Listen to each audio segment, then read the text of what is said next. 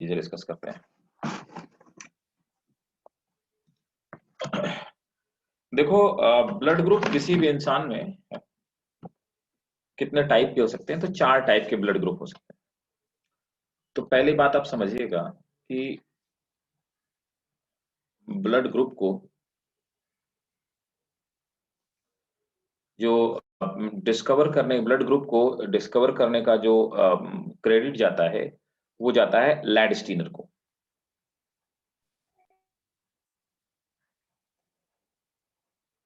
तो लैडस्टीनर ने blood group को डिस्कवर किया 1900 में। तो 1900 में इन्होंने ब्लड ग्रुप डिस्कवर किया, ठीक है। और ये कौन से डिस्कवर किए थे? तो इन्होंने डिस्कवर किया ए, बी और ओ।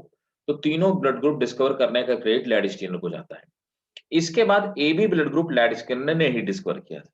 सो A B blood group was discovered by, तो ए बी डिस्कवर किया हुआ था डी कैस्टेलो ने। तो डी कैस्टेलो ने A B blood group discover किया था, एंड स्टेनी ने। डी कैस्टेलो एंड स्टेनी। So they discovered blood group in 1902, है ना। 1902 में इन्होंने डिस्कवर किया था। अच्छा, जो ब्लड ग्रुप है, ये ब्लड ग्रुप डिफाइन कौन करता है? तो ब्लड ग्रुप एबीओ को डिफाइन करने वाला जो जीन होता है, तो इन ब्लड ग्रुप को डिफाइन करने वाले जीन को हम लोग आई जीन कहते हैं। आई स्टैंड फॉर आइसो एग्लूटेनिन बोलते हैं इसको। आइसो एग्लूटेनिन।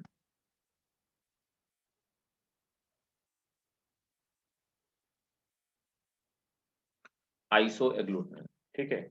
यहां पर अब समझिए कि जिसके अंदर ए, जो ए ब्लड ग्रुप होता है, तो ए ब्लड ग्रुप में एंटीजन कौन सा पाया जाता है और एंटीबॉडी कौन सी पाए जाते हैं? हाँ पाशा, बोलो भाई, हेलो। आ, आप देखो यहाँ पे एंटीजन कौन सा होता है और एंटीबॉडी।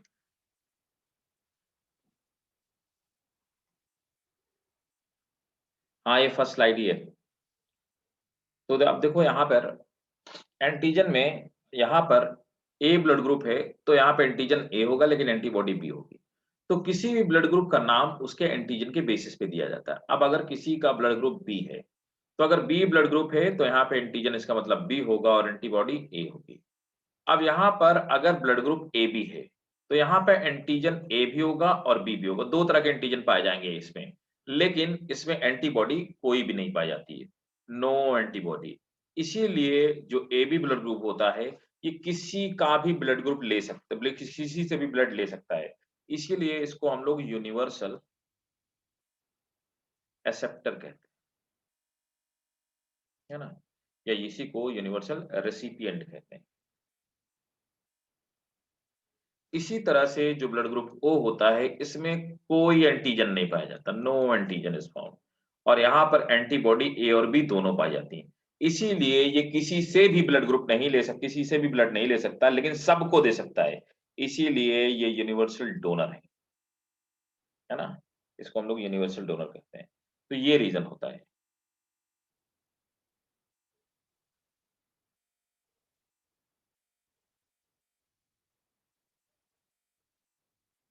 इसको नोट कर लीजिए, फिर सेकंड स्लाइड नेक्स्ट पढ़ाता हूँ। नेक्स्ट पार्ट क्या है?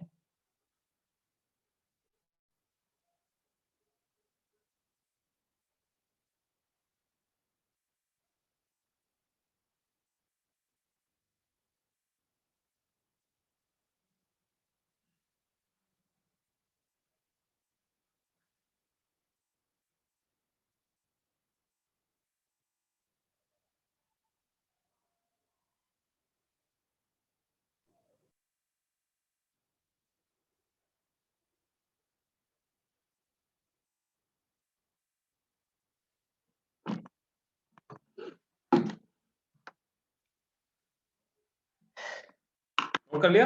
हो गया? ठीक है। अब देखिए, आते हैं नेक्स्ट। अब एक बात समझो कि, अच्छा नहीं नोट किया, ठीक है, नोट करो भाई।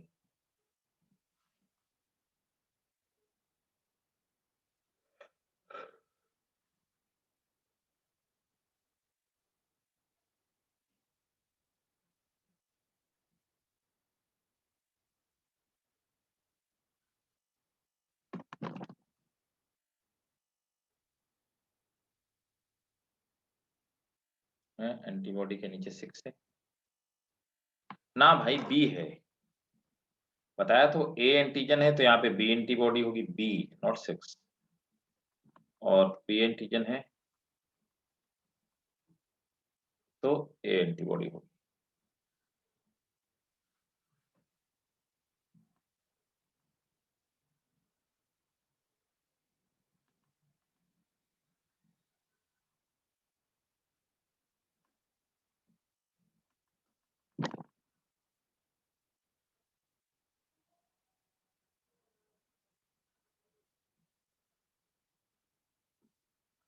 Done, okay. अब देखो मेरी बात को बहुत गौर से समझिएगा, ध्यान से समझिएगा जो बात मैं अब बताने वाला हूँ। अब यहाँ पर आप देखेंगे कि for sake of example, next slide में पहले बताता हूँ। देखो अब यहाँ पर आप देखेंगे कि अगर किसी भी बंदे के अंदर ब्लड ग्रुप ए पाया जाता है या बी पाया जाता है, तो आपने पढ़ा होगा या इनफैक्ट ये चीज देखी होगी कि यहाँ पर ब्लड ग्रुप ए भी होता है, ए बी भी होता है, तो अलग अलग टाइप के ब्लड ग्रुप पाए जाते हैं। अब देखो यहाँ पर क्या है कि ए बी ये सब का मतलब क्या है, तो या ए पॉजिटिव बी पॉजिटिव इसका मतलब क्या है, तो ए ब्लड ग्रुप का मतलब तो ए एंटीजन है, B antibody, B blood group का मतलब कि बी एंटीजन है, ए एंटीबॉडी है। लेकिन अब आप एक चीज ऑब्जर्व करेंगे कि किसी का ए पॉजिटिव या बी पॉजिटिव का मतलब क्या होता है। सिंपल सी बात है, देखो ये हो गई आरबीसी है ना, तो किसी भी बंदे की या आरबीसी होगी। अब इस आरबीसी के ऊपर एक प्रोटीन की कवरिंग पाई जाती है, वो प्रोटीन की कवरिंग हो भी सकती है और नहीं भी हो सकती। अब ये प्रोटीन की कवरिंग आरबीसी की सरफेस के ऊपर पाई जाती है। इस प्रोटीन को हम लोग कहते क्या हैं कि इसे बोलते हैं आरएच प्रोटीन या आरएच फैक्टर। इस प्रोटीन को हम आरएच फैक्टर कहते हैं। RH factor is a type of protein, ठीक है। इसे रीसस मंकी में निकाला गया था, इसीलिए इसको आरएच कहते हैं। रीसस मंकी एक मंकी होता है, टाइप का मंकी है, और ह्यूमंस में होने वाले जितने भी एक्सपेरिमेंट होते हैं हम सब रीसस मंकी में ही करते हैं। अब देखिए, अगर यहां पर आरएच फैक्टर प्रेजेंट है किसी भी मंकी के अंदर, किसी भी पर्सन के अंदर आरएच फैक्टर अगर प्रेजेंट है, तो हम कहेंगे उसका ब्लड ग्रुप पॉजिटिव। और अगर किसी बंदे की आरबीसी के ऊपर आरएच फैक्टर एब्सेंट है, तो हम कहेंगे कि उसका ब्लड ग्रुप नेगेटिव है, ठीक है। तो ये डिपेंड करता है कि आरएच फैक्टर है कि नहीं।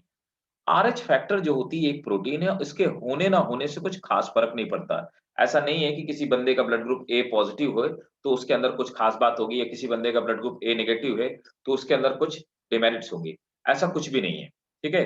तो इसका कोई फायदा या कोई नुकसान नहीं है ना। लेकिन इसके होने ना होने से फर्क तो नहीं पड़ता, बट इसके होने ना होने से ब्लड ग्रुप देने वाले को फर्क पड़ता है। अब देखो, मैं कहता हूं किसी भी आदमी का ब्लड ग्रुप ए है, तो आप उसको या तो उसको ए ब्लड ग्रुप दे सकता है और या उसको ओ दे सकता है। किसी भी बंदे का ब्लड ग्रुप बी है, तो या तो उसको बी दे सकता है या उसको ओ दे सकता है, ओ किसी को भी ब्लड ग्रुप दे सकता है। किसी बंदे का ए बी ब्लड ग्रुप है, तो उसको ए भी दे सकता है, बी भी दे सकता है, ओ भी दे सकता है, ए भी दे सकता है, ठीक है। सब लोग उसको ब्लड ग्रुप दे सकते हैं। और अगर किसी बंदे का ब्लड ग्रुप ओ है, तो उसको ओ ही ब्लड ग्रुप दे सकता है। अब देखिए, यहां पर क्या है कि अगर किसी बंदे का ब्लड ग्रुप ए पॉजिटिव है, तो उसको ए पॉजिटिव वाले का भी ब्लड ग्रुप दिया जा सकता है और ए नेगेटिव वाले का ब्लड ग्रुप। लेकिन अगर किसी बंदे का ब्लड ग्रुप ए नेगेटिव है, तो इसको ए नेगेटिव ही ब्लड ग्रुप दिया जा सकता है, इसको ए पॉजिटिव ब्लड ग्रुप नहीं दिया जा सकता। इसको ओ नेगेटिव ब्लड ग्रुप दिया जा सकता है, लेकिन इसको ओ पॉजिटिव ब्लड ग्रुप नहीं दिया जा सकता है। आखिर ऐसा क्यों है, ठीक है। या फिर अगर किसी बंदे का ब्लड ग्रुप ए है और उसको मैं बी वाला ब्लड चढ़ा दूं, तो उसे क्या फर्क पड़ेगा। तो क्या होगा, यहां पर अगर मैं ऐसा करता हूं, तो दोनों की जो आरबीसी होंगी वो आरबीसी आपस में चिपक जाएंगी, ठीक है। इसको हम लोग बोलते हैं क्लंपिंग, है ना, क्लंपिंग। टेक्निकली तो आरबीसी आपस में क्लंप हो जाएंगे, क्लंपिंग हो जाएगी। इसी प्रोसेस को हम एग्लूटिनाइजेशन भी कहते हैं, एग्लूटिनाइजेशन। तो उसका एग्लूटिनाइजेशन हो जाएगा, जिससे कि उस बंदे की डेथ हो जाएगी, है ना। तो अगर रॉन्ग ब्लड ग्रुप किसी को चढ़ा दिया जाए तो एग्लूटिनाइजेशन हो जाएगा, जिससे कि बंदे की डेथ हो सकती है। पहली इंपॉर्टेंट चीज। दूसरी इंपॉर्टेंट चीज क्या होती है, ठीक है ना। मैं दोनों पॉइंट नोट करवा दूंगा अभी आपको। दूसरी इंपॉर्टेंट चीज ये है कि अगर ए वाले किसी भी ए नेगेटिव वाले को ए पॉजिटिव वाले का ब्लड ग्रुप चढ़ा दिया जाता है, तो नेगेटिव वाले को, किसी भी नेगेटिव वाले को अगर पॉजिटिव वाला ब्लड ग्रुप चढ़ा दिया तो क्या होगा? ये पॉजिटिव क्या है? ये आरएच प्रोटीन है। आरएच प्रोटीन को जो नेगेटिव वाला ब्लड ग्रुप है वो कैसे ट्रीट करेगा? इसको एंटीजन की तरह ट्रीट करेगा। ठीक है, तो आरएच प्रोटीन को एंटीजन मानेगा और ये ए नेगेटिव वाला क्या करेगा? इसके खिलाफ एंटीबॉडी बनाना शुरू कर देगा। इसीलिए कभी भी नेगेटिव वाले को पॉजिटिव वाला ब्लड ग्रुप नहीं चढ़ाया जा सकता है। क्यों? क्योंकि आरएच प्रोटीन को नेगेटिव वाले ब्लड ग्रुप, आरएच फैक्टर को या आरएच प्रोटीन को नेगेटिव वाले ब्लड ग्रुप एंटीजन की तरह ट्रीट करते हैं। ठीक है, नोट करिए। चलिए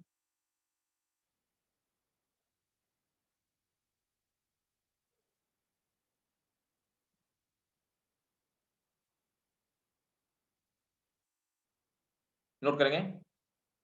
अच्छा, पहले नोट कर लो किसको कौन कौन सा ब्लड ग्रुप दिया जा सकता है।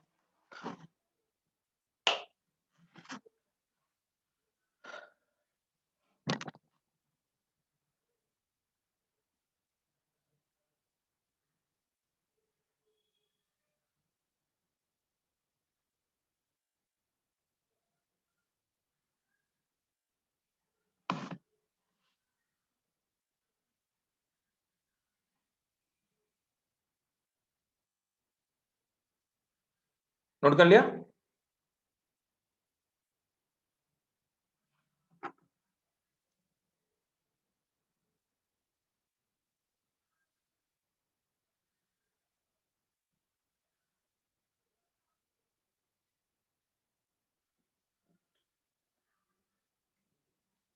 नोट करो। If a person is given, if a person is given, क्या हुआ Pasha?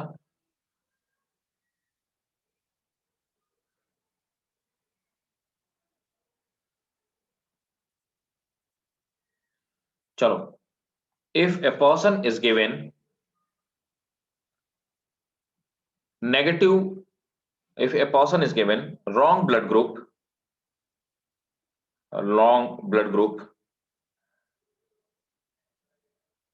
it will leads to clumping of blood capsules. It will lead to clumping of blood capsules, which is also called agglutination. It will lead to clumping of blood capsules, which is also called agglutination. Which is also called agglutination. And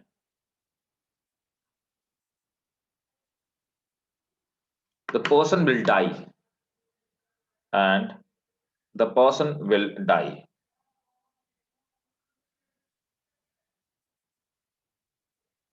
And the person will die.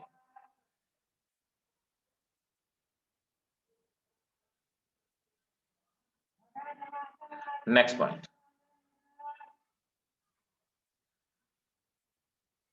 A positive blood group person, a positive blood group person cannot give blood to person, cannot give blood to person having negative blood group, having negative blood group. Full stop.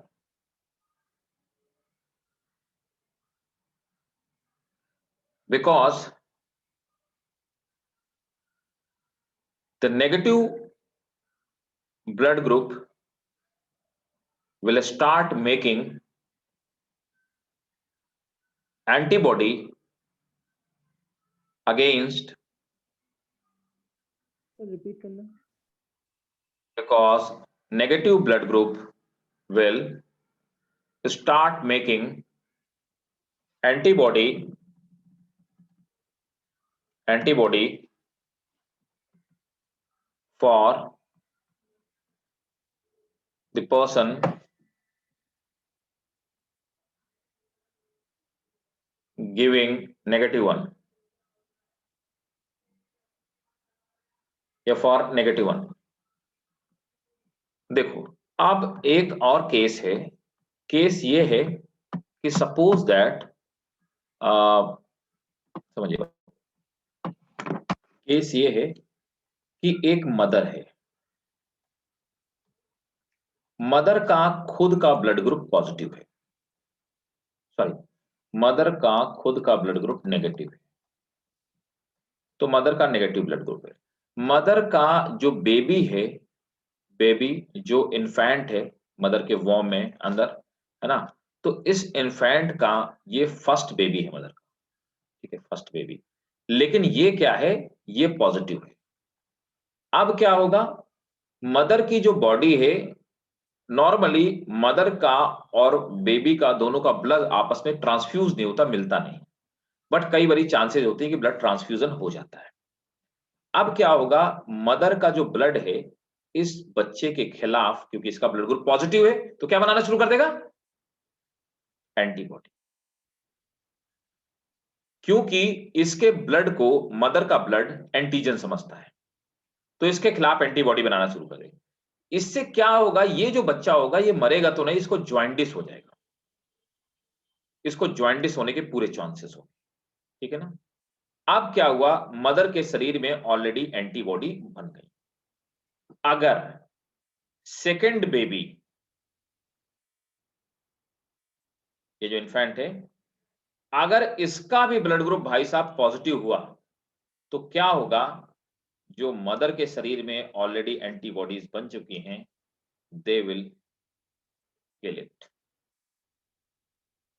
ठीक है ना, और second baby जो होगा वो expire कर जाएगा, ठीक है ना। इस बीमारी को हम लोग बोलते हैं HDN, ठीक है, हीमोलिटिक डिजीज ऑफ न्यूबॉर्न।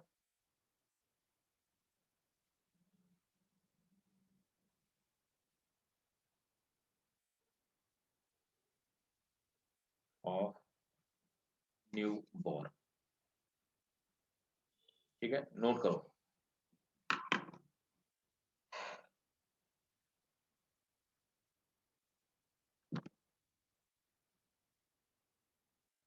इसको नोट करो, फिर मैं लिखवा देता हूं ये बात।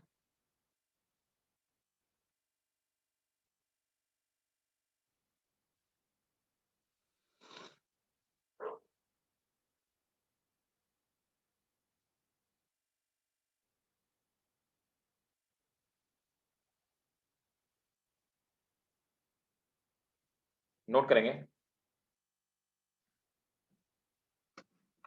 if fetus is if fetus is RH positive and mother is RH negative, if fetus is RS if fetus is RS positive and mother is RH negative, the first baby will survive, but the second one, the first baby will survive, but the second one will not survive, but the second one will not survive because of HDN disease, because of HDN disease,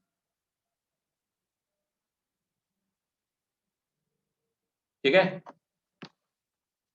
yes sir. Sir ये every women में नहीं होता क्या? हाँ, ये क्या, नहीं समझा मैं, बताओ बताओ क्या पूछ रहे हो।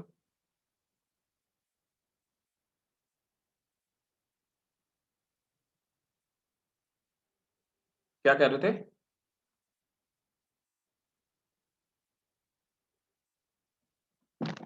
ठीक है।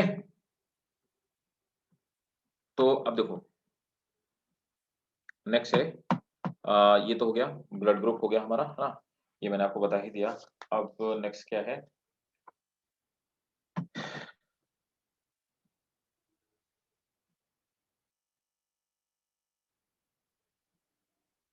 ये बीमारी थोड़े ना, ये तो अगर मदर नेगेटिव, अगर मदर पॉजिटिव है, तो ये तभी होगा अगर किसी मदर का ब्लड ग्रुप नेगेटिव है। तो किसी में भी हो सकता है ना, किसी का ब्लड ग्रुप नेगेटिव है, अगर उसकी माँ नेगेटिव है और पहला वाला बच्चा पॉजिटिव है, दूसरा वाला बच्चा भी पॉजिटिव है, तो सेकंड वाला सर्वाइव नहीं कर सकता है। तो ये किसी में भी हो सकता है।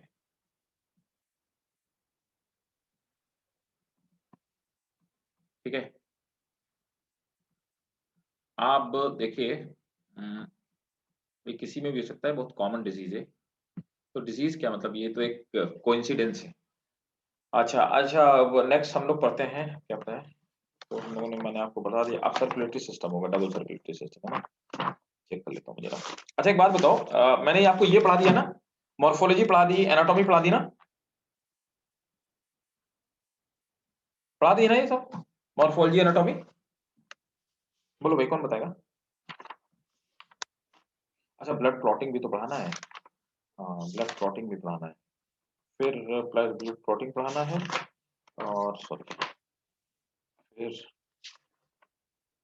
ह्यूमन हार्ट, ब्लड कोagulation, ह्यूमन हार्ट, और फिर पढ़ाना है double circulatory system, cardiac cycle.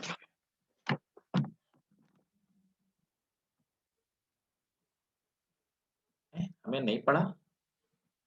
हमने क्या-क्या पढ़ा है भाई? ये तो बता दो फिर। मैंने आपको क्या-क्या, यार कोई माइक ऑन करके बताओ। तुम लोग माइक क्यों नहीं ऑन करते हो यार? मैसेज क्यों करते हो? बताओ। 10 घंटे मैसेज करते हो, जल्दी बताओ माइक ऑन करके। क्या-क्या हम लोगों ने पढ़ लिया इस वाले बैच में?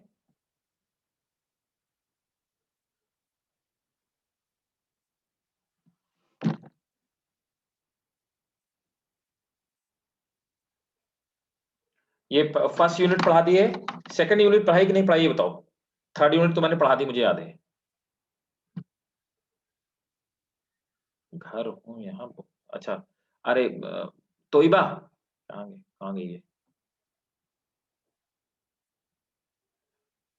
तोइबा, आप बताओ। ये फर्स्ट यूनिट पढ़ा दी, सेकंड यूनिट पढ़ाई है कि नहीं पढ़ाई है? Morphology and anatomy.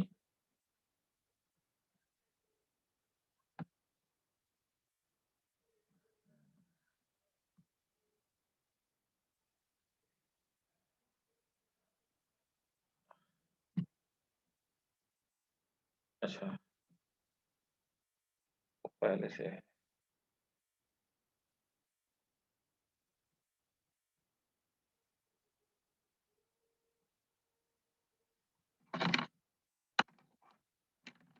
क्लासिफिकेशन तो पढ़ा हुआ था ना, ये क्या, ये तो मैंने बहुत बाद में पढ़ा है पाशा। क्लासिफिकेशन चल रहा था जब तुम आए थे, क्लासिफिकेशन चल रहा था। सेकंड यूनिट पढ़ाई कि नहीं पढ़ाई है? बाकी लोग बताओ भाई। पहले मैंने फर्स्ट यूनिट पढ़ाई है, फिर मॉर्फोलॉजी और एनाटॉमी पढ़ाई कि नहीं पढ़ाई, ये फिर मुझे बता दो। शफत?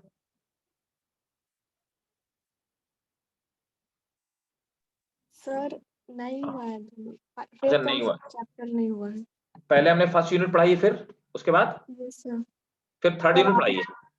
सर आपने कहा था मॉर्निंग वाले बैच में ज्वाइन कर लेने, बट वहाँ तो आपने दूसरे चैप्टर स्टार्ट कर दिए थे। फिफ्थ और सिक्स्थ चैप्टर नहीं हुआ है, सारा हो गया है। हाँ वही मैं पूछा, तो फिफ्थ सिक्स सेवेंथ, सेवेंथ वाला? सर 7 तो हो गया है। अच्छा सेवेंथ हो गया है। जी सर। तो हमने 1 2 3 4 किया है, फिर सेवेंथ करा दिया मैंने, फिफ्थ और सिक्स नहीं कराया। अच्छा, सेवन एट्थ और नाइन्थ तो करा दिया है, टेंथ ये करा दिया ना, सेल बायोलॉजी? Yes sir. अच्छा, सेल बायोलॉजी मैंने करा दिया आपके बैच में। चलो, मैं थोड़ा सा आपके ही बैच में थोड़ा सा डाउट है। सेल बायोलॉजी मैंने तीनों चैप्टर आपको करवा दिए, और मतलब चैप्टर 7 आपका कहना है, चैप्टर 7 करवा दिया। आपका कहना है चैप्टर 5th और 6th नहीं कराया है ना? Yes sir. मॉर्फोलॉजी और एनाटॉमी नहीं कराया। अच्छा, ओके, और फिर इसके बाद हमने ह्यूमन फिजियोलॉजी स्टार्ट कर दिया है। ठीक है, चलो। हाँ, तो अब आ जाते हैं ब्लड क्लॉटिंग में। पहले ब्लड क्लॉटिंग समझो। देखो ब्लड क्लॉटिंग में डायरेक्टली आपको समझाता हूँ कि ब्लड क्लॉटिंग कैसे-कैसे होती है हमारी बॉडी में, है ना? चित्र पढ़ा दिया सब। This is all done. Blood clotting रह रही है, ठीक है। क्लॉटिंग समझो इंपॉर्टेंट है, दोनों एंगल से, नीड के लिए भी इंपॉर्टेंट है। देखो ब्लड क्लॉटिंग में जहां पर हमारी चोट लगती है वहां वाले एरिया से ब्लड निकलना शुरू होता है और थोड़ी देर बाद एयर के कांटेक्ट में आने के बाद ब्लड क्लॉट हो जाता है या जम जाता है। तो होता क्या है, that is called blood clotting. तो ब्लड क्लॉटिंग में यूं होता है कि सबसे पहले जो इंजर्ड टिश्यूज होते हैं, इंजर्ड टिश्यूज जो होते हैं, ये इंजर्ड टिश्यूज से हमारे जो रिलीज होता है, जो टिश्यू इंजर्ड हो गए जहां पे हमें चोट लगी है, so it they releases thromboplastin. तो ये क्या करते हैं, एक सब्सटेंस रिलीज करते हैं, उसको हम थ्रोम्बोप्लास्टिन कहते हैं। इसी तरह से जहां पर चोट लगती है वहां की प्लेटलेट्स ये मर जाती हैं, है ना? तो ब्लड प्लेटलेट उसी पार्ट पे जिस पार्ट में चोट लगी है, ठीक है, दे डिसइंटीग्रेट, तो मर जाती हैं। डिसइंटीग्रेट, डिसइंटीग्रेट करने के बाद ये जो ब्लड प्लेट होती हैं ये रिलीज करती हैं प्लेटलेट फैक्टर 3। दे रिलीजेस प्लेटलेट फैक्टर 3। तो ये प्लेटलेट फैक्टर 3 रिलीज करती हैं। अब प्लेटलेट फैक्टर 3 इसी को हम लोग कहते क्या है, प्लेटलेट थ्रोम्बोप्लास्टिन इसी को बोलते हैं। दिस इज आल्सो कॉल्ड, इसी को बोलते हैं प्लेटलेट थ्रोम्बोप्लास्टिन, इसी को हम प्लेटलेट फैक्टर 3 कहते हैं। थ्रोम्बोप्लास्टिन और प्लेटलेट थ्रोम्बोप्लास्टिन दोनों कैल्शियम आयंस की प्रेजेंस में, कैल्शियम आयन एंड प्रोटीन। तो कैल्शियम आयन और प्रोटीन की प्रेजेंस में क्या करती हैं, ये थ्रोम्बिनेज एंजाइम का फॉर्मेशन करती हैं, ठीक है। Formation of thrombinase enzyme takes place, thrombinase enzyme. तो इसमें क्या होता है, थ्रोम्बिनेज एंजाइम का, है ना, सीक्रेशन होता है। अब थ्रोम्बिनेज जो एंजाइम होता है ये क्या करता है, इट इनएक्टिवेट हेपेरिन,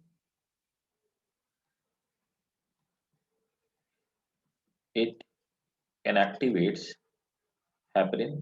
तो ये हेपरिन को इनएक्टिवेट करता है एंड कैटालाइजेस। अब किस चीज को कहते हैं, तो हेपरिन क्या चीज होती है, हेपरिन मैंने आपको बताया था कि हेपरिन क्या होता है, ये ब्लड को जमने नहीं देता, एंटी क्लॉटिंग एजेंट है जो ब्लड को जमने से रोकता है। तो सबसे पहले इसको रोक दिया जाता है क्योंकि ये जब तक एक्टिवेट रहेगा तब तक ब्लड क्लॉटिंग नहीं होगी, तो ब्लड क्लॉटिंग के लिए इसको इनएक्टिवेट कर दिया जाता है। उसके बाद ये जो थ्रोम्बिनेज एंजाइम है ये दो रिएक्शंस को कैटलाइज करता है। इसकी प्रेजेंस में प्रोथ्रोम्बिन ब्रेक्स इनटू थ्रोम्बिन, ये थ्रोम्बिन में कन्वर्ट हो जाती है ना? और थ्रोम्बिन खुद में क्या काम करता है, तो प्रोथ्रोम्बिन जो होता है, प्रोथ्रोम्बिन एक प्रोटीन होती है, ये थ्रोम्बिन में कन्वर्ट हो जाती है ना? क्लॉट हमारा जो थ्रोम्बिन और फाइब्रिनोजन का बना होता है, तो प्रोथ्रोम्बिन थ्रोम्बिन में कन्वर्ट हो जाती है। अब क्या होता है, ये जो थ्रोम्बिन होता है इट एक्ट एज एंजाइम, तो ये क्या करता है, फाइब्रिनोजन को फाइब्रिन में कन्वर्ट कर देता है, फाइब्रिन, ठीक है। और किसकी वजह से होता है, यहां पर मैं लिख देता हूं, थ्रोम्बिन एक्ट एज एंजाइम। तो देखो यहां पर जो ब्लड का क्लॉट बना होता है, जो कवरिंग बनी होती है, वो फाइब्रिन और थ्रोम्बिन प्रोटीन मिलकर बनी। मैं फिर से रिपीट कर देता हूं आपके लिए, ठीक है। देखिए मैंने आपको समझाया कि ब्लड क्लॉटिंग में जो हमारे इंजर्ड टिश्यूज होते हैं तो थ्रोम्बोप्लास्टिन रिलीज होती है, ब्लड प्लेटलेट डिसइंटीग्रेट हो जाते हैं, उनसे प्लेटलेट फैक्टर 3 रिलीज होता है। थ्रोम्बोप्लास्टिन और प्लेटलेट फैक्टर 3 दोनों कैल्शियम और प्रोटीन की प्रेजेंस में थ्रोम्बिनेज एंजाइम का फॉर्मेशन करते हैं।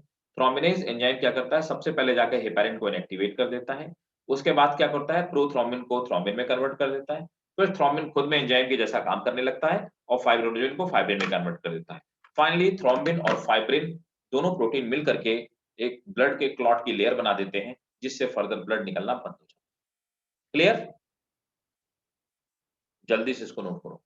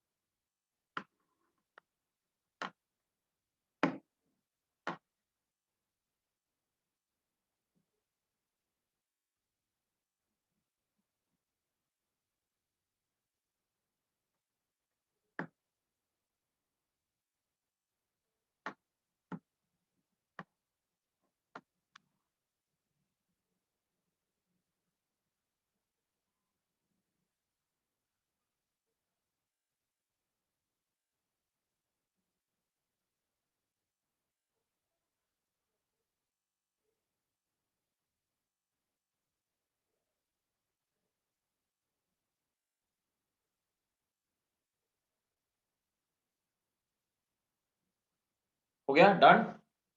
कर लिया?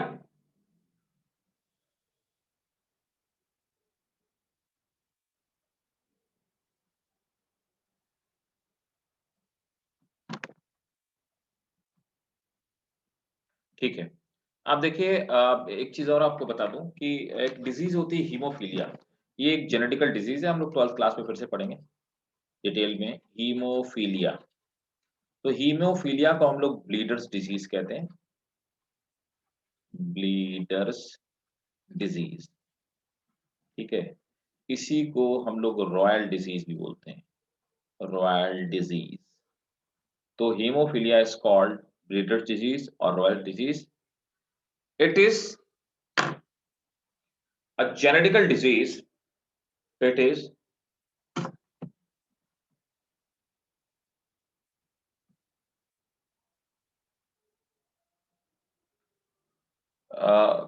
एक्चुअली क्या होता है, शुगर के आ जाने की वजह से, शुगर के डिसॉल्व हो जाने की वजह से क्लॉटिंग की जो रेट होती है वो स्लो हो जाती है। बाकी जो एंजाइम्स होते हैं, एंजाइमेटिक रिएक्शन स्लो हो जाते हैं, इसलिए जो लोग डायबिटिक होते हैं उनके अंदर ब्लड क्लॉटिंग स्लो होती है, ये रीजन है। ठीक है, बाकी के एंजाइम बनने स्लो हो जाते हैं। Haemophilia called bleeder's disease or royal disease, it is the disease in which blood clotting do not takes place, in which blood clotting do not takes place in the body of patient, in which blood clotting do not takes place in the body of patient, blood clotting do not takes place in the body of patient. ठीक है, next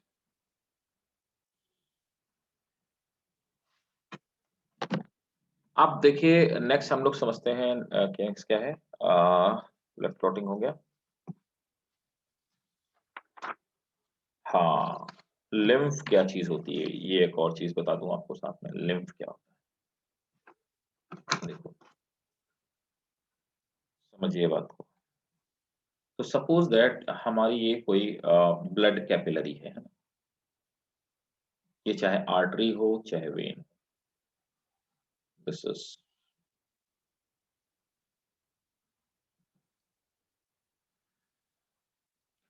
its blood capillary. Blood capillary या blood vessels जो भी आप बोलें, या इन्हीं को ब्लड वेसल्स कहा जाए। तो ब्लड कैपिलरी या ब्लड वेसल्स के अंदर, इसके अंदर जो हमारी आरबीसी होती है, डब्ल्यूबीसी होती है, वो सब ऐसे घूमती रहती है। ठीक है। अब क्या होता है, इससे निकल निकल करके बाहर, क्योंकि ये परमेबल नहीं होती, 100% इम्परमेबल नहीं होती, सॉरी इम्परमेबल। इससे क्या होता है, ब्लड प्लाज्मा निकल निकल करके ये आउटर स्पेस में इकट्ठा होता है। ठीक है। So this is blood plasma, ये ब्लड प्लाज्मा का ही एक्चुअली पार्ट है ना। और मान लीजिए फॉर सेक ऑफ एग्जांपल, ये हमारा कोई ये टिश्यू हो गया, ये हमारा कोई टिश्यू हो गया, और यहां पर ये जो इकट्ठा हो रहा है, दिस इज ब्लड प्लाज्मा। ठीक है। ये ब्लड लिम्फ इसको हम लोग बोलते हैं। तो ये जो ब्लड का प्लाज्मा का पार्ट का, तो इसको हम ब्लड लिम्फ कहते हैं। ये क्या काम करता है, ये टिश्यूज डायरेक्टली कुछ भी वेसल से नहीं लेता, या वेसल्स टिश्यू से कुछ नहीं लेती हैं, दोनों के बीच में एक्सचेंज का काम जो करता है, लिम्फ करता है। और ये धीरे धीरे तो इसका अमाउंट बढ़ने लगेगा, और यहाँ पे फ्लूइड ज्यादा भर जाएगा, तो इसको वापस ले जा करके फिर से उसी सिस्टम में डालने के लिए, है ना, ये जो ब्लड टिश्यूज हैं, इन टिश्यूज में से, है ना, फिर से ये निकाल करके इसको उसी सिस्टम में डालने के लिए एक दूसरी वेसल्स होती हैं, जिनको हम लिम्फ वेसल्स कहते हैं। तो लिम्फ वेसल्स क्या करती हैं, जब ये इकट्ठा होने लगता है, तो इसको इकट्ठा करती हैं और वापस से फिर से ब्लड सर्कुलेटरी सिस्टम में इसको डाल देती हैं। तो इस सब्सटेंस को हम लिम्फ कहते हैं। समझ आया? Yes, sir. ठीक है, नोट करो। Lymph, lymph is a mobile tissue. अच्छा, डब्ल्यूबीसी ब्लड कैपिलरी से निकल के बाहर आ सकती है। Lymph is a mobile tissue composed of lymph plasma and lymph cell, composed of lymph plasma and lymph cell, lymph plasma and lymph cell.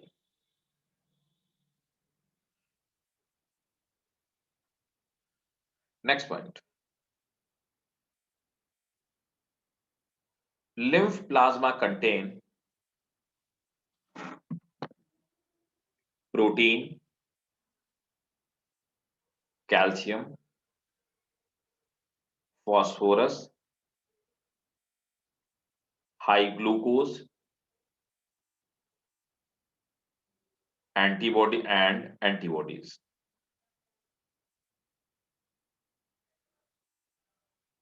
Next point, lymph capsules are amoebocytes.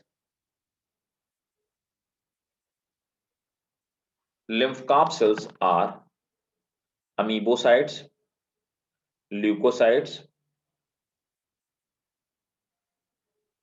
mostly lymphocytes.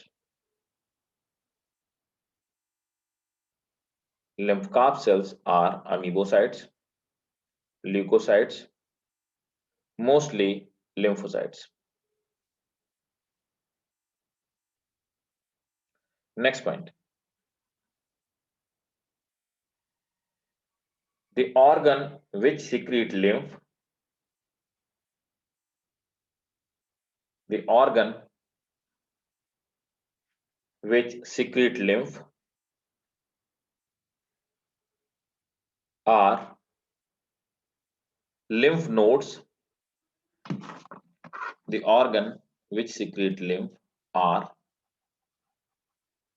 lymph nodes tonsils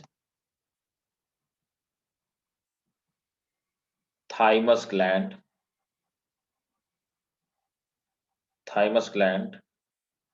and spleen. Thymus gland and spleen. Next point. Lymph work like middleman between lymph work like middleman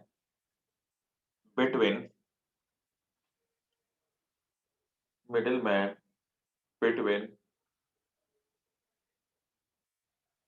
tissues and blood capillary.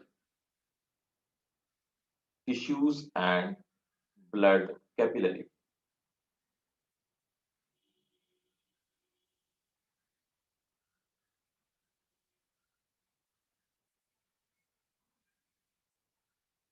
ठीक है, ये था हमारा lymph.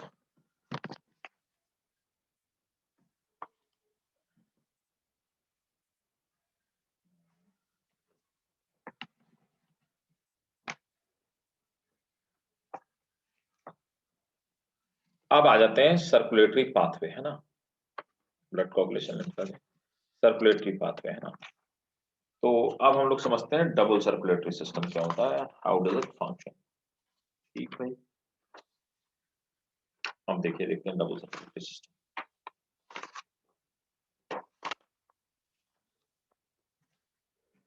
Diagram आपको दिखाता हूँ double circulatory system क्या होता है, कैसे काम करता है।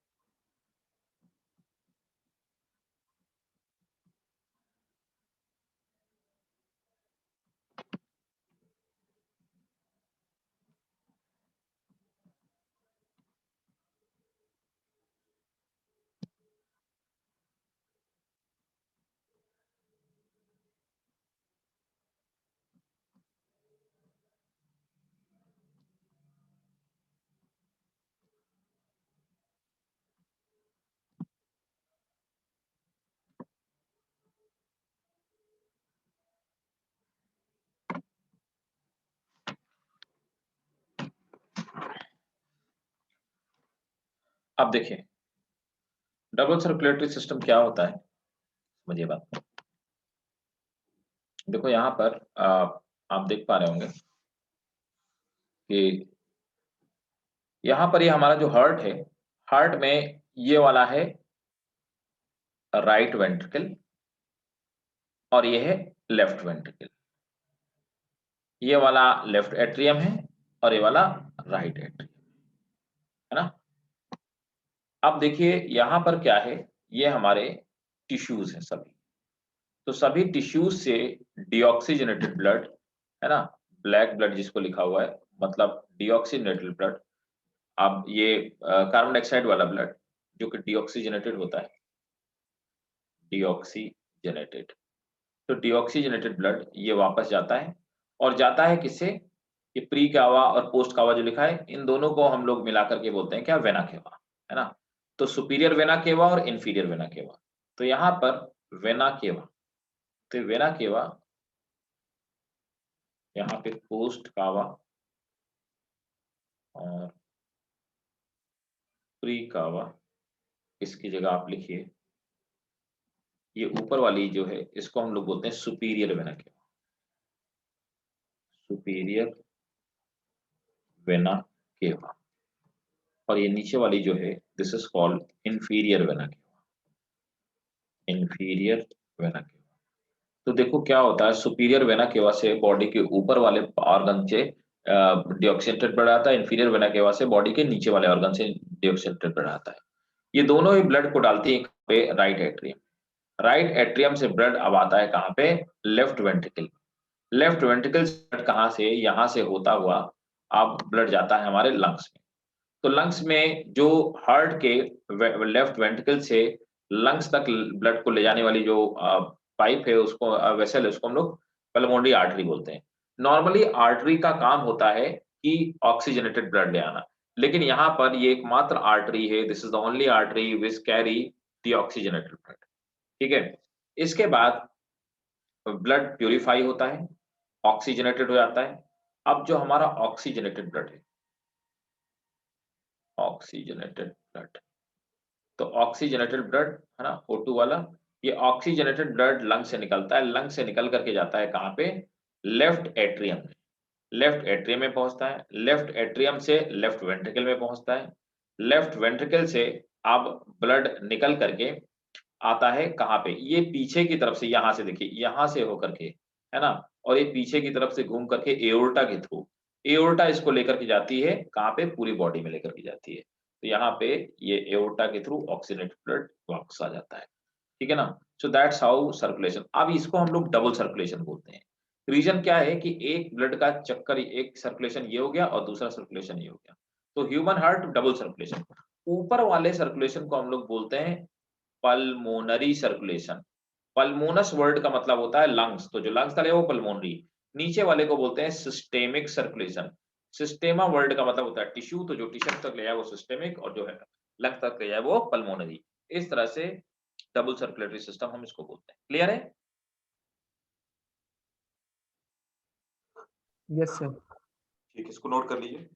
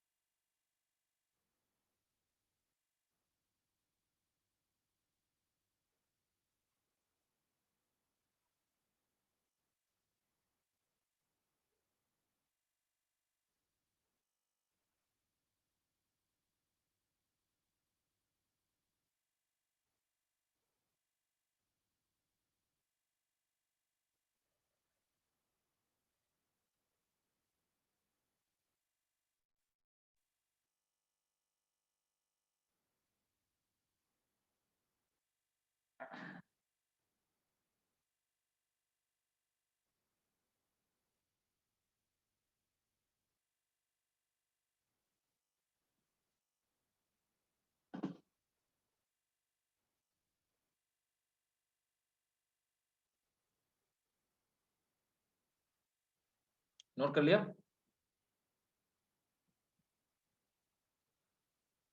ठीक है, चलिए।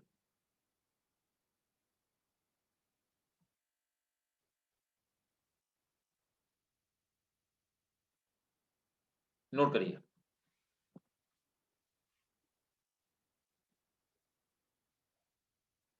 Human blood circulation is human blood circulation is called double circulatory system, as it takes place is called double circulatory system as it takes place in two cycles, pulmonary and systemic. Pulmonary and systemic. ठीक है? Next point. Deoxygenated blood collected from tissues. Deoxygenated blood collected from tissues. Deoxygenated blood collected from tissues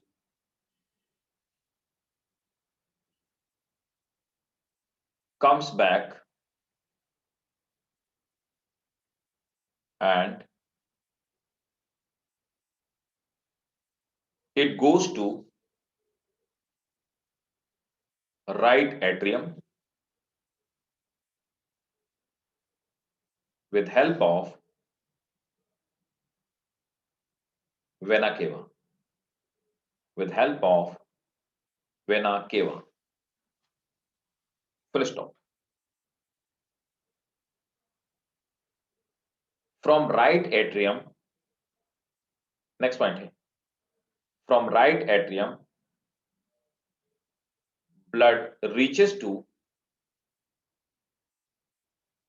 right ventricle.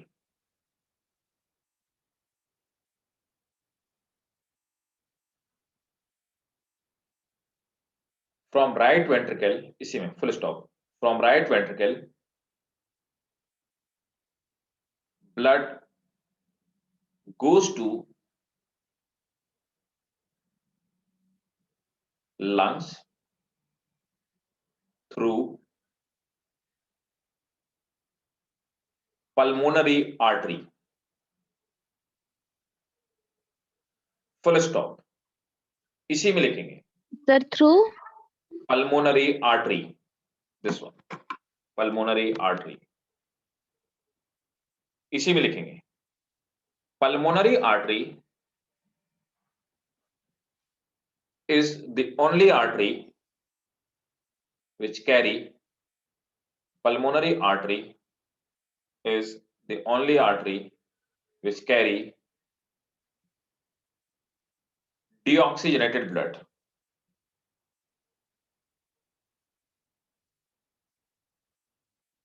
While rest of all arteries carry oxygenated blood. Next point.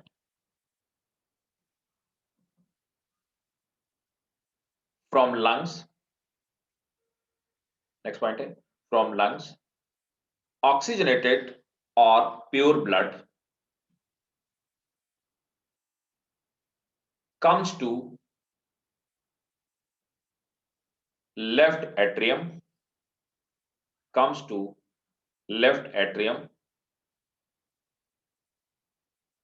with the help of pulmonary vein. Full stop.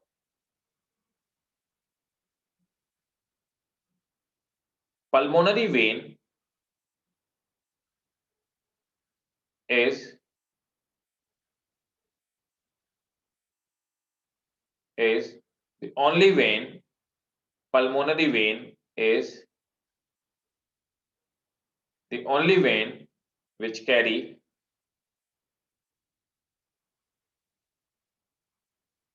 oxygenated blood,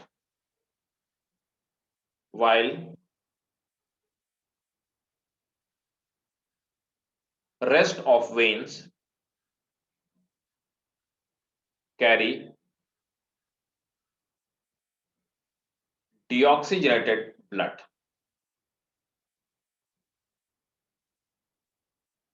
Next point.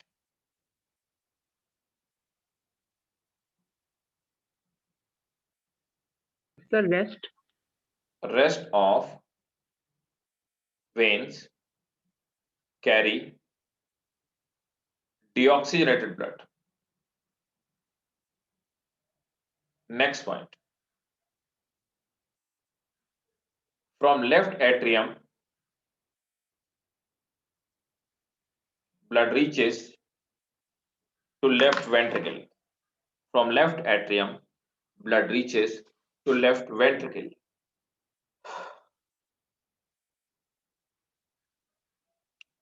Left ventricle pump blood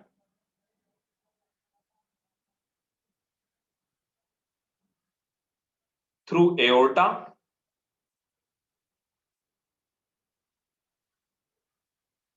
to rest of the tissue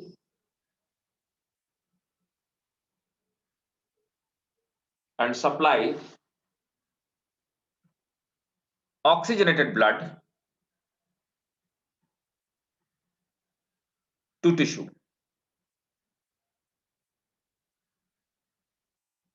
ठीक है, ये हो गया हमारा क्या, double circulatory system. Clear है, समझ में आ गया सबको? Yes sir. ठीक है, अब डबल सर्कुलेटरी सिस्टम के बाद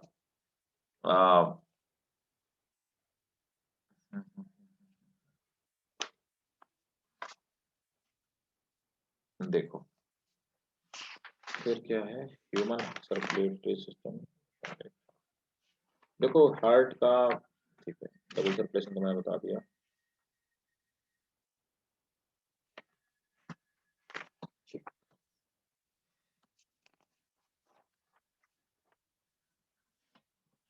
देखो नेक्स्ट मैं आपको डायग्राम दिखा देता हूँ, आप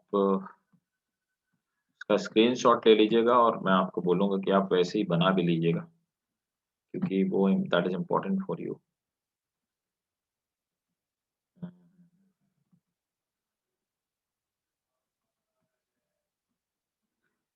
देखो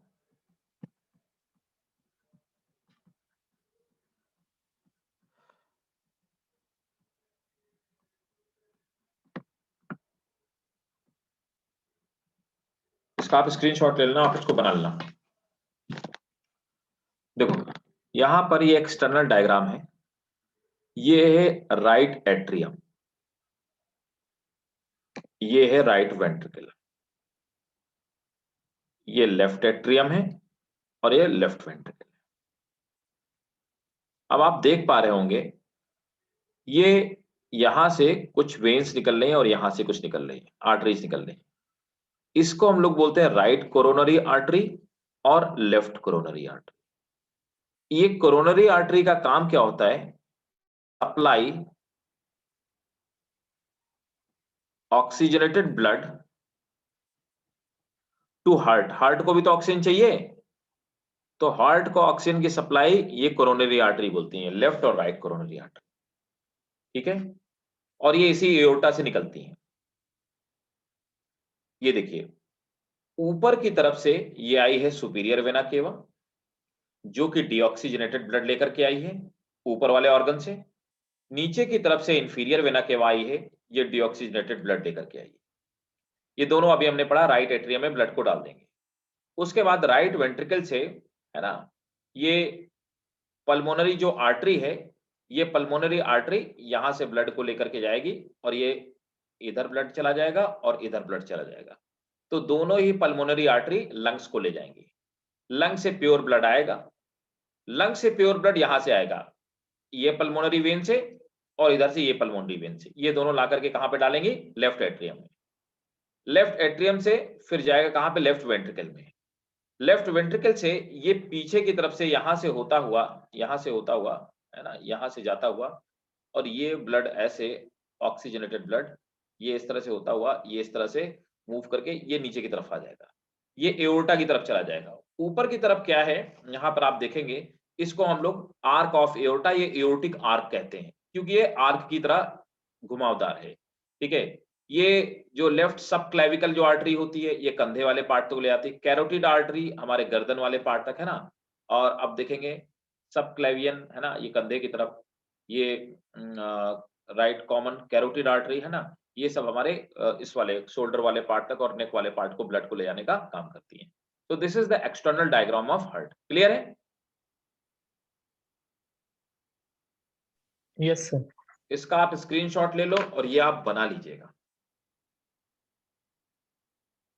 इससे इजी आपको हार्ट कहीं बना नहीं मिलेगा, मैं आपको बता रहा हूं, सबसे सही सरल तरीका ये, ऐसे हार्ट आप बना लेना।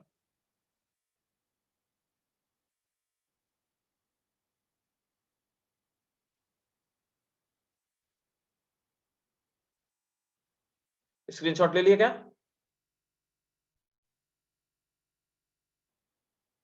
क्योंकि बनाने में तो देखो Yes, टाइम sir. लगेगा। ठीक है, बनाने में टाइम लगेगा, है ना? समझ में तो आ गया ना? बोलो भाई। ठीक है, तो Yes. मैं हटा रहा हूं फिर मैं इसको, ठीक है?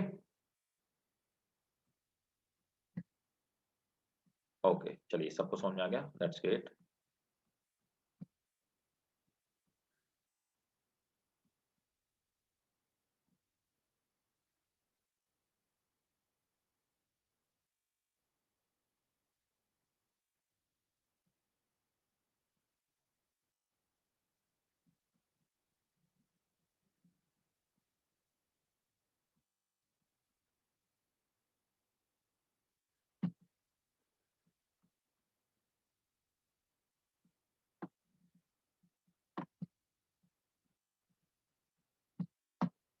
देखिए, आप सर्कुलेशन इन हार्ट है ना, तो कैसे सर्कुलेशन होता है, हम लोग सर्कुलेटरी पाथवे पूरा अभी मैं बता चुका हूं।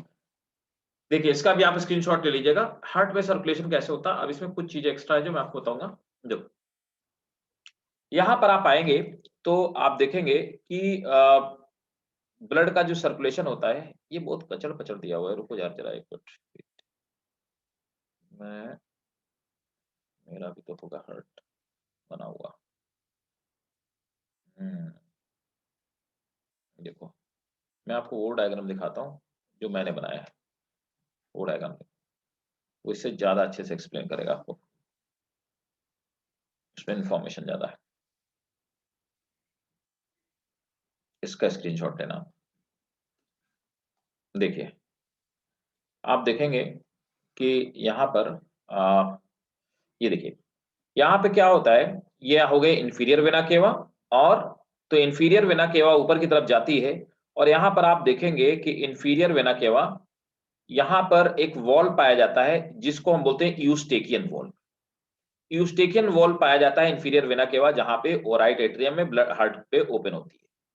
अब आप देखेंगे यहाँ पर पीछे की तरफ एक वॉल्व यहाँ पे आपको दिखाई दे रहा होगा, इस वॉल्व को हम बोलते हैं थिबेसियन वॉल्व। कोरोनरी, इसी को कोरोनरी वॉल्व। यहाँ पे कोरोनरी वेन जो होती है, तो कोरोनरी आर्टरी तो सप्लाई करती है ब्लड को, कोरोनरी वेन आकर के डीऑक्सीजनेटेड ब्लड यहाँ से क्या करती है, ड्रॉप करती है। कहां पे? ये राइट एट्रियम है, RA राइट एट्रियम, आप देखिए। ठीक है, यहां पर ये जो आपको पॉइंट दिखाई दे रहा है, यहां पे पाया जाता है SA node, cyano atrial node कहते हैं, SA नोड।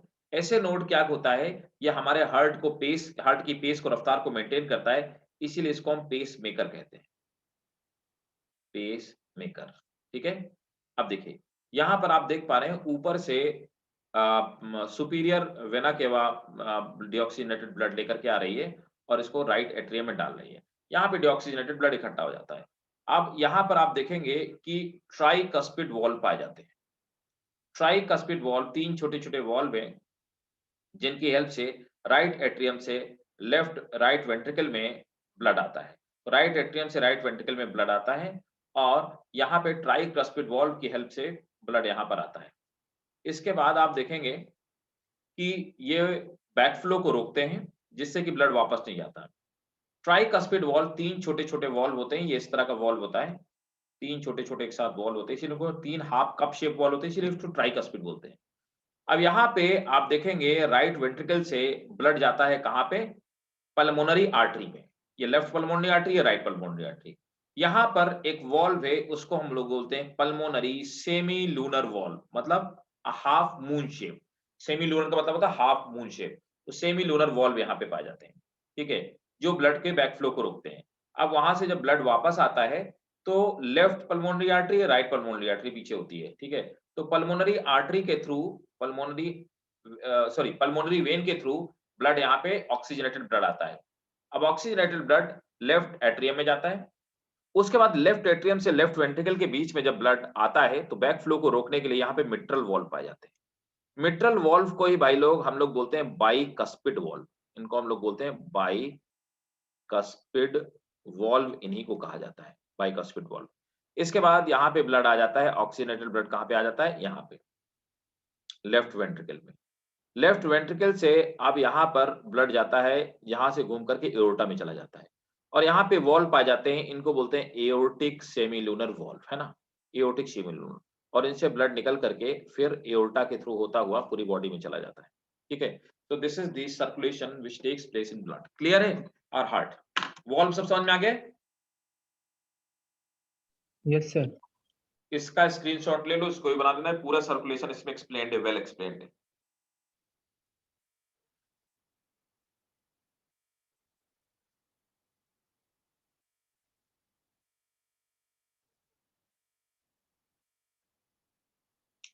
इसमें कुछ पॉइंट्स नोट कर लीजिए।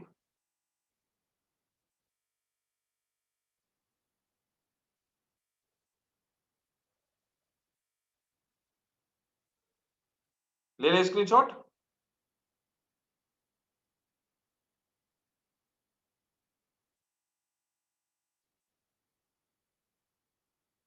चलिए नोट करना स्टार्ट कीजिए। फर्स्ट पॉइंट, हाँ लो डन सर। ठीक है, नोट करो।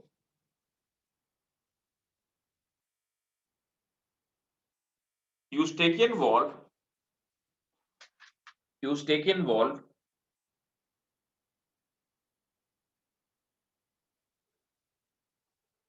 are found between right atrium and inferior vena cava. Right atrium and inferior vena cava, which prevent backflow of blood, which prevent backflow of blood. Full stop. इसी में लिखेंगे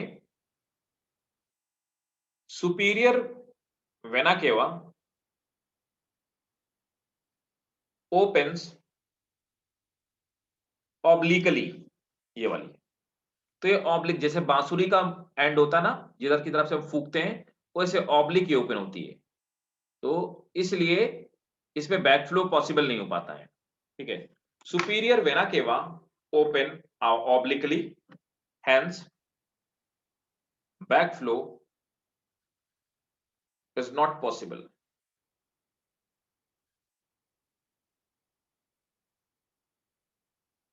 Next point, between right atrium and right ventricle, 3 half cup shaped sir एक second. between right atrium and right ventricle, 3 half cup shaped valve are found, which are called tricuspid valve, which are called tricuspid valve. They prevent backflow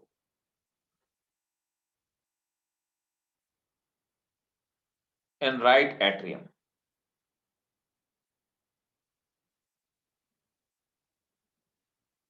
Next point. Between right ventricle and pulmonary artery, semilunar valve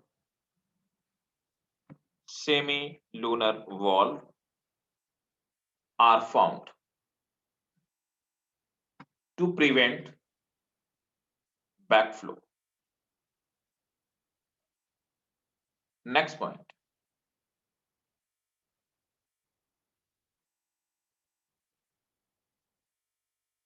Mitral valve or bicuspid valve, mitral valve or bicuspid valve are found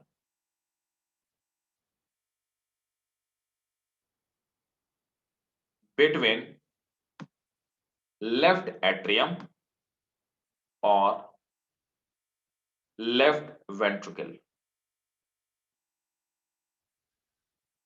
Full stop. Next point. Aortic semilunar valve prevent backflow of blood, prevent backflow of blood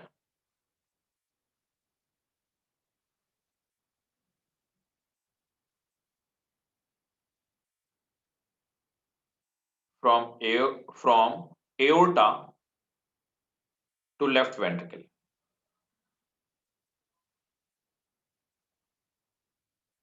ठीक है भाई? One last point. Thebesian valve is found between coronary vein and right atrium. Full stop. This vein, sir repeat कीजिए please. Thebesian valve is found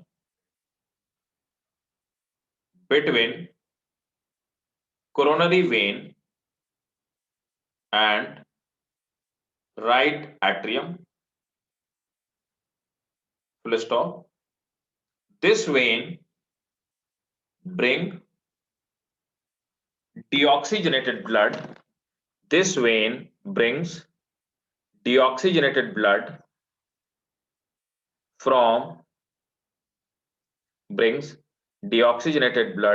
from heart itself.